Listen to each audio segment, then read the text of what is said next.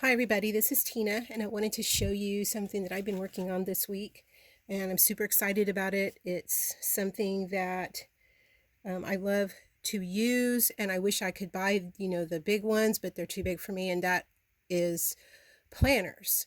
So I like using a planner. I like writing in a planner, but the planners that you buy in stores are just way too big for me and they're too bulky.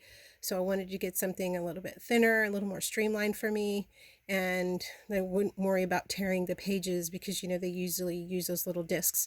Anyways, I used Pretty Poppy, or Pretty as a Poppy, from the Paper Studio. This paper stack's been in my stash, I will say, for at least 2 years because it is copyrighted 2017. It has foils and blacks and rose gold, and it's really pretty. So I thought I would do my prototype in this paper. So this one here, I want to let you know firsthand that this is my prototype. There are a few changes I'm going to make in terms of protecting the paper, but this one is at least one that I can use on the regular. Now, I wanted to give a shout out to Brittany of papertraildesign.com. She is the person who designed the weekly portion of the planner that's in the book. I did make a few changes. Well, I made one change. I didn't make a few changes. I made one change to it, but it is still hers. I, in the future, will be selling these planners, but I will be changing the weekly portion of the planner because this is Brittany's. She gives it as a free upload, and she's got a bunch of free stuff. It's really cool, but this was just something that was simple and was going to work for my design. So here we go. And this is it. Now, there's going to be a glare, as you know, because we have a foiled paper, and foiled paper tends to have a glare when you've got a light on with it. So I will try and make it as, I don't know, I'll try not to let it glare on you. So this is one of the papers from the paper pack. I just thought it was absolutely beautiful. It's poppies, of course, and they're in rose gold and pink. The closure is a strip of faux leather that's alligator embossed, and I used one of the purse clasps to close it, which is working really good.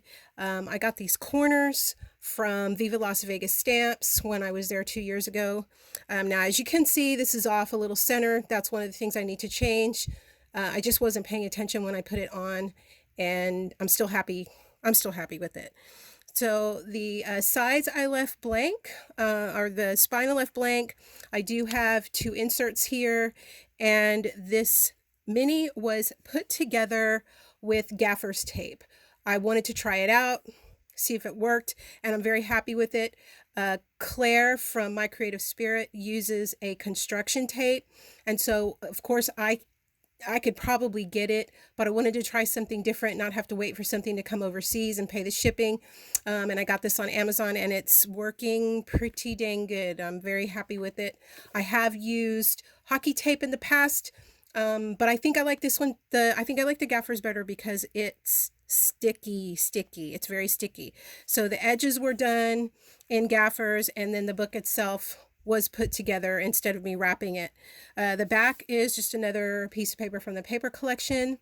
Like I said, it's fancy, but I kept it as simple as I possibly could. So let's get into it. I'm gonna set it down and open it up. And like I said, it's pretty simple. For me, it will work. On the side here, I have put a pocket, which is an expandable pocket, and it does have magnets. I like to put magnets on expandable pockets sometimes on the sides. As you can see, it just keeps them closed, so it's not bulking up when you have something in there. It's still going to expand, but it's not going to be so bulky that it's an uncomfortable, carry for you. This here is the first slide-in page. I don't know what to call them, so you guys, I don't do junk journals and stuff. I just know that this is an insert, and it's a signature, but I don't know if it's called a signature. So anyways, but this here is the weekly planner, and I did 26 weeks, figured out the size that I needed for my book, and then just covered it. I used a piece of white linen cardstock to create the cover, and then the cover for the cover so it would match. Of course, I used a piece of paper from the paper collection, and yeah, so, and then this I sewed, put this one in and sewed it down, and then of course attached it with the elastic band. The next one is the monthly planner, and I use one of these every year. And this monthly planner is actually from the Dollar Tree. So you Dollar Tree crafters, you know, you can do something a little more fancy with this thing, and it'll look really great. I've been using these planners for a couple of years. I did make a different planner for this one a couple years ago, but it is a little bit big and bulky. I do still use it at my place of business, and I do like it. It's something I can pull out and look through things, but I wanted something that I could throw in my bag and just carry, and this will be perfect for it. And the only thing I did was I took the plastic cover off that comes on it. It's pretty janky. I don't really like it, and this is, you know, it's this. Anyways, took that off.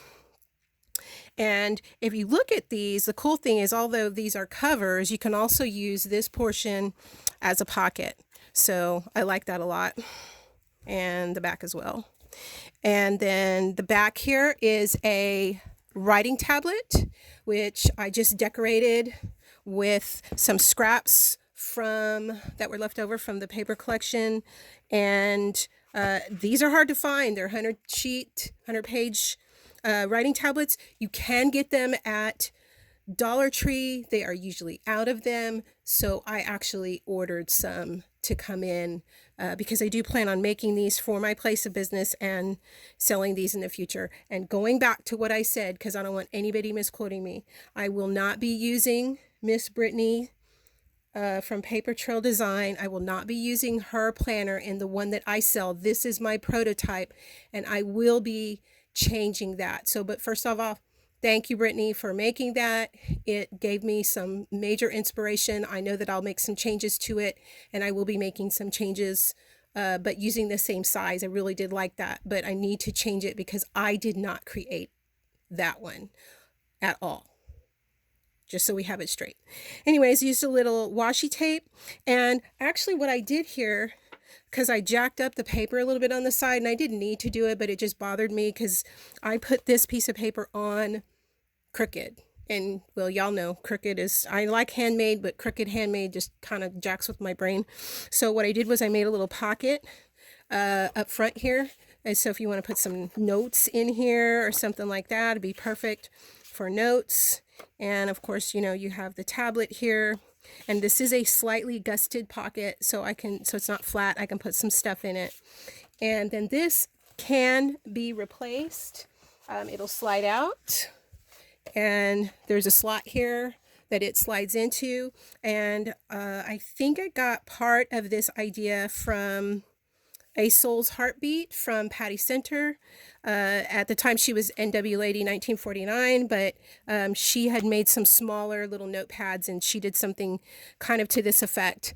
And the only, I don't think she did, but what I do when I have to punch holes and cut a slit is I back this portion here with acetate to just reinforce it. And then of course I will be able to slide this back in.